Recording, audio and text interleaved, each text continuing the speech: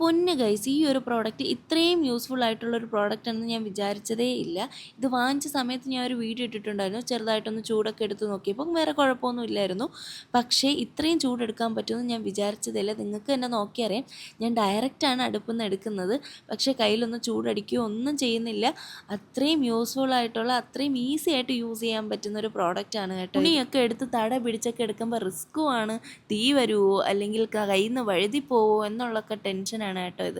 പക്ഷേ ഇതിന് അങ്ങനത്തെ ഒരു ടെൻഷനും വേണ്ട. എത്ര രൂപയേ ഉള്ളൂ കേട്ടോ ഈ ഒരു പ്രോഡക്റ്റ്. അപ്പം ഞാൻ എന്തായാലും എൻ്റെ യൂട്യൂബ് ഷോർട്സിൽ ടാഗ് ചെയ്തേക്കാം, വേണമെന്നവർ കയറി പർച്ചേസ് ചെയ്തോളൂ.